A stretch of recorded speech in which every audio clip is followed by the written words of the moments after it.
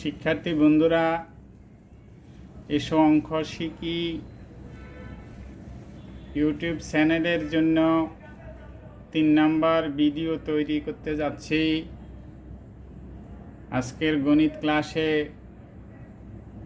সবাইকে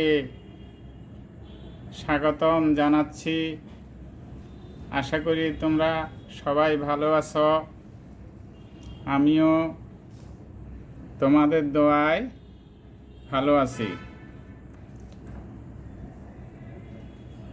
আমি মোহাম্মদ মফিজুল্লাহ, সিনিয়র শিক্ষক, গরিবের নওয়াজ উচ্চ বিদ্যালয়, হালিশহর, চট্টগ্রাম। আজকের পাঠ পরিচিতি। আজকে নবম ও দশম শ্রেণীর গণিত পরিমিতি অনুশীলনী 16.3 থেকে তোমাদের জন্য একটা অঙ্ক, 2টা অঙ্ক, যতটুকু সম্ভব কিছু নিয়ে আলোচনা করব। শিক্ষার্থী বন্ধুরা, নবম ও দশম শ্রেণীর জন্য ত্রিকোণমিতি এবং পরিমিতি একটা বিভাগে থাকে। এখান থেকে ত্রিকোণমিতি থেকে 2টা প্রশ্ন, পরিমিতি থেকে 2টা প্রশ্ন, অবশ্যই সৃজনশীল প্রশ্ন থাকে। তোমাদেরকে ওখান থেকে 2টি প্রশ্নের আনসার দিতে হবে। সেই হিসাবে তোমাদেরকে প্রস্তুতি নিতে হবে। চলো আমরা একটু পাঠের দিকে যাই। একটু চিন্তা করে বলো তো, এটা কিসের চিত্র দেখা যাচ্ছে?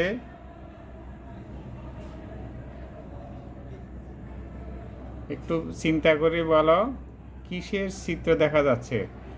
উপরে চিত্র হইতে কি কি নির্ণয় করা সম্ভব? তোমরা চিন্তা করতে থাকো, আমরা সামনের দিকে যাই।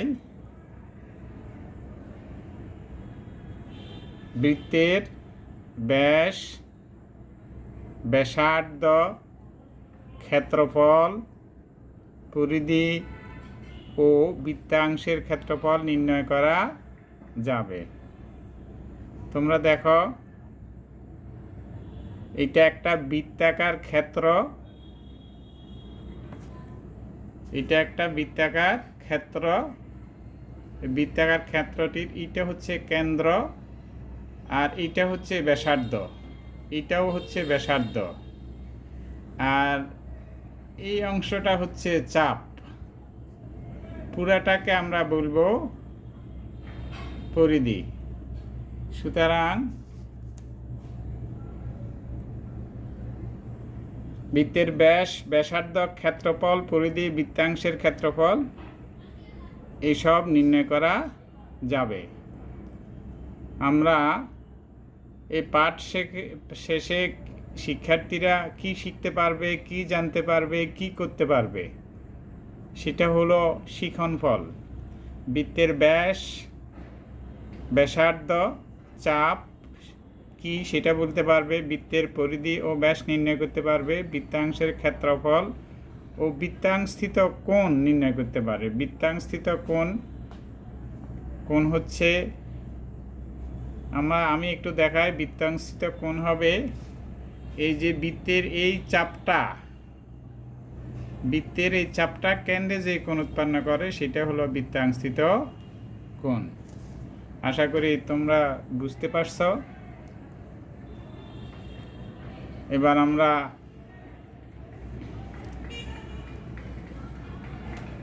একটু কিছু জিনিস লক্ষ্য করি।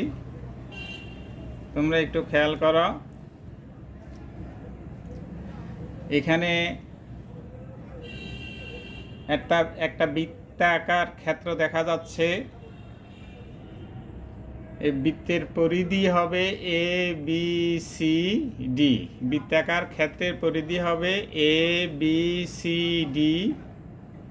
এই বৃত্তের কেন্দ্র হলো, বা বৃত্তাকার ক্ষেত্রের কেন্দ্র হলো ও, ও এটা হলো ব্যাসার্ধ, যেটাকে আর দ্বারা চিহ্নিত করা হলো, আর এসিটা হলো ব্যাস। তাহলে আমরা একটু খেয়াল করি, আমি যে কথাগুলো বলছি দেখি তোমরা উত্তর দিতে পারো কি না। এ B C D, A A B C D, এ। আমরা এতে আবার যাব, যেহেতু পরিধি বলতে হবে, পরিধি এ বি সি ডি বললে এই অংশটা বাদ থেকে যায়, সেই জন্য বলতে হবে A B C D A. A B C D A সমান কি, অর্থাৎ এই অংশটাকে আমরা এটাকে কি বলবো, বৃত্তাকার মাঠের পরিধি। আশা করি বুঝতে পারছো। এরপর আমার পরের প্রশ্ন, এসি সমান কি। আমি আগেই বলছি এসিটা কি। এসি হচ্ছে, নিশ্চয়ই তোমরা বলবে এসি হচ্ছে ব্যাস, এসিটা হবে ব্যাস। এরপরে ও এ, এর আগে আমি বলছিলাম ও এ সমান আর সমান কি, তার মানে আরটা কি, ব্যাসার্ধ, আর হচ্ছে ব্যাসার্ধ। তারপরে তোমরা একটু খেয়াল করো, এখন আমরা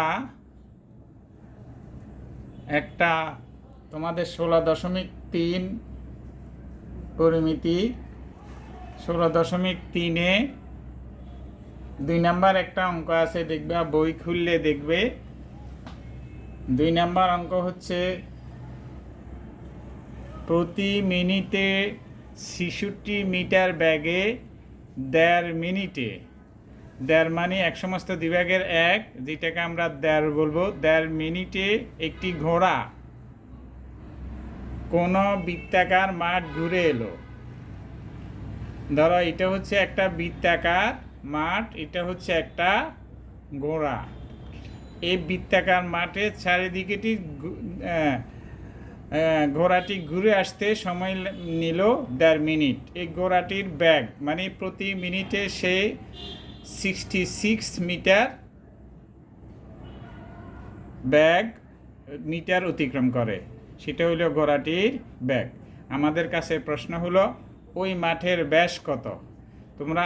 আমরা এর আগে বলছি ব্যাস কি, এই মাঠের এই যে রেখাটি কেন্দ্র দিয়ে পরিধি পর্যন্ত বিস্তৃত থাকবে, এইখানে থাকবে কেন্দ্র, আর পরিধি পর্যন্ত বিস্তৃত যে রেখাটা সেটাই হলো ব্যাস। আমরা মাঠের ব্যাস নির্ণয় করব এই অঙ্কটার সাহায্যে। শিক্ষার্থী বন্ধুরা দেখো,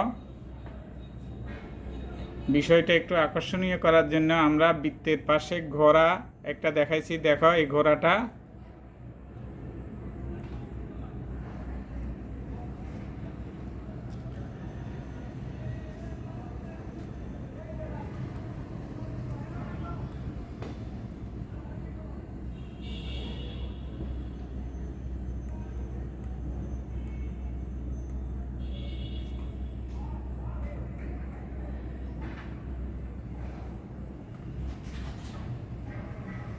দেখো, আমরা একটু দেখাইলাম এই ঘোড়াটি বৃত্তাকার মাঠের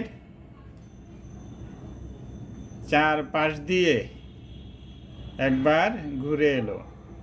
তাহলে এই একবার ঘুরে আসতে 1.5 মিনিট সময় লাগছে। এবার একটু তোমরা খেয়াল করো, এখানে হচ্ছে আমরা ওই যে চিত্রটা ওখানে দেখাইছি সেই চিত্রটাই হলো এখানে এ বি সি ডি এ। এটা হলো বৃত্তের পরিধি, ও বৃত্তের কেন্দ্র, আর বৃত্তের ব্যাসার্ধ ও এ, আর এসি হচ্ছে ব্যাস। এখন আমরা আজকের এই সমস্যাটি সমাধানের চেষ্টা করব। ঘোড়াটি 1 মিনিটে অতিক্রম করে 66 মিটার, যেটা আমরা প্রশ্নের মধ্যে বলছি 66 মিটার ব্যাগে প্রতি মিনিটে 66 মিটার অতিক্রম করে, তাহলে পুরা বৃত্তাকার পথটি অতিক্রম করতে লাগছে 1.5 মিনিট। এক সমস্ত 2 ভাগের 1, এটাকে আমরা যদি সমস্ত ভাঙাই তাহলে হবে 2 ভাগের 3। তোমরা সমস্ত ভাঙাইতে নিশ্চয়ই জানো, এটার সাথে এটা গুণ করে 2 একে 2, তার সাথে উপরেরটা যোগ করতে হবে, তাই 2 ভাগের 3 অতিক্রম করে।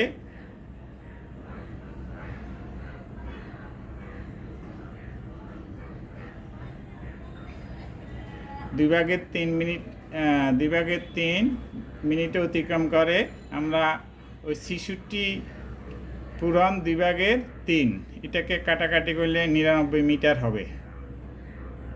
তাহলে বৃত্তাকার মাঠের পরিধি হবে 99 মিটার, তার পুরা মাঠটা পরিধি হবে 99 মিটার, কারণ এই 1.5 মিনিটে পুরা মাঠ পরিধি অতিক্রম করে, মাঠের চারিদিকে দিয়ে ঘোড়াটি ঘুরে আসতে পারে, তাহলে সেই জন্য বৃত্তাকার মাঠের পরিধি সমান 99 মিটার। এখন আমরা মনে করি বৃত্তাকার মাঠের ব্যাসার্ধ হচ্ছে আর, বৃত্তাকার মাঠের ব্যাসার্ধ আর, তাহলে বৃত্তাকার মাঠের পরিধি হবে 2 পাই আর, বৃত্তাকার মাঠের পরিধি হবে 2 পাই আর।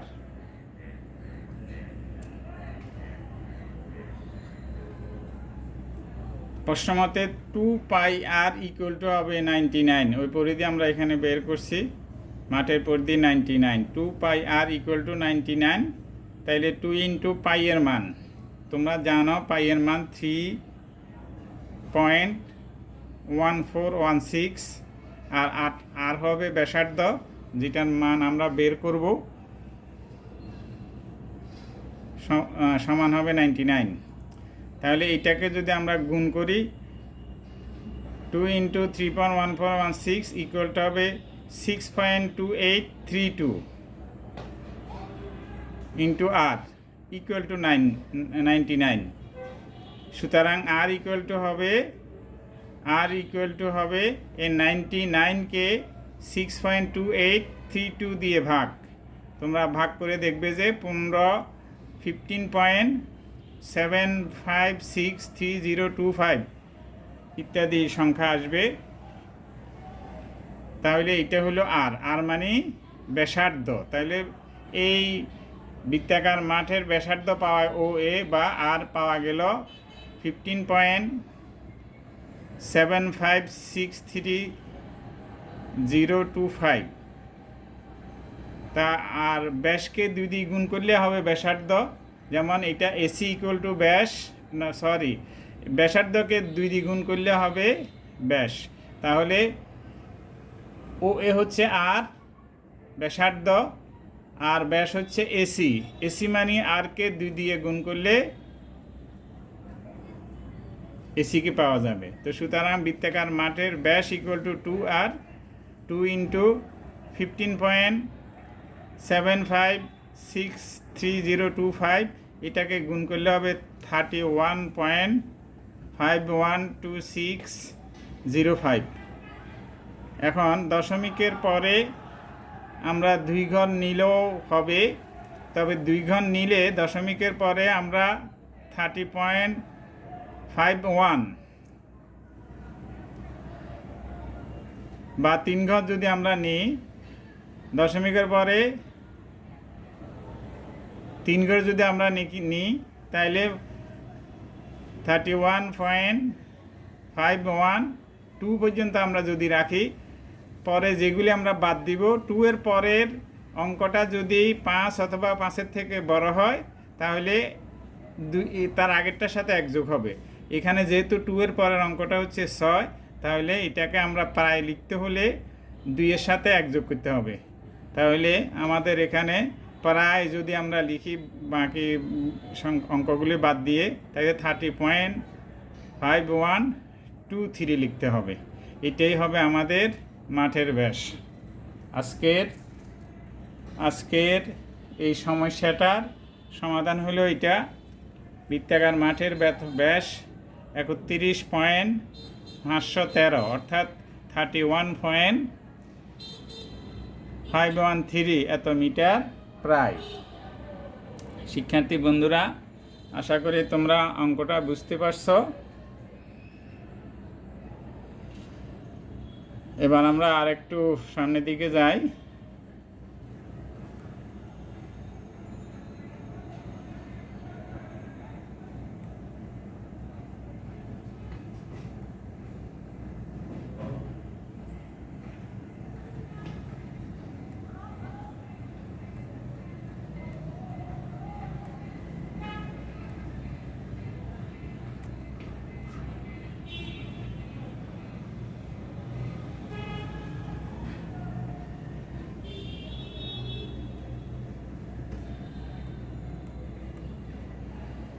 শিক্ষার্থী বন্ধুরা, এখন স্ক্রিনে আরেকটা চিত্র তোমরা দেখতে পাচ্ছ। দেখো, এখানে একটা ও কেন্দ্র বিশিষ্ট একটা বৃত্ত, ও কেন্দ্র বিশিষ্ট একটা বৃত্ত, অথবা ও কেন্দ্র বিশিষ্ট এ বি সি একটা বৃত্ত বলতে পারি। আর এ বি হচ্ছে একটি চাপ, এবি হচ্ছে একটি চাপ। এই চাপ দ্বারা কেন্দ্রে যেই কোণ উৎপন্ন করে সেটা হবে থিটা। তাহলে এ ও বি এই কোণটাকে আমরা কি বলবো? এ ও বি এই কোণটাকে আমরা বৃত্তাংশস্থিত কোণ বলবো, বৃত্তাংশস্থিত কোণ বলবো। এখানে ও এ ব্যাসার্ধ, ও বিও ব্যাসার্ধ। তাহলে এ ও বি এটা সমান কি? বৃত্তাংশ। এটা হবে একটা বৃত্তাংশ, বৃত্তের অংশ, সেটাকে আমরা বৃত্তাংশ বলবো। ও এ বা ও বিটা কি? সেটা হলো ব্যাসার্ধ। আর এ ও বি সমান থিটা, এটাকে আমরা কি বলবো? চাপ দ্বারা উৎপন্ন কেন্দ্রস্থ কোণ।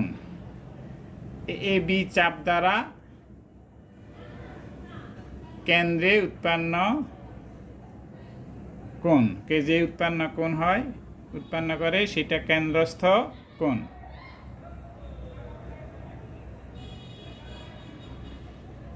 শিক্ষার্থী বন্ধুরা,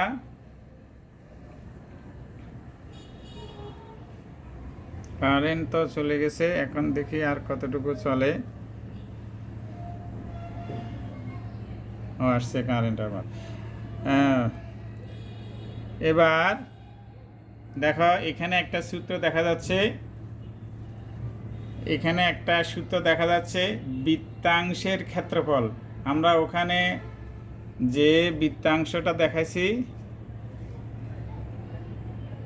এ ও বি, এ বি চাপ দ্বারা উৎপন্ন বৃত্তাংশ, এই বৃত্তাংশের যে নীল যে গাঢ় অংশটা আছে এটার একটা ক্ষেত্রফল আছে।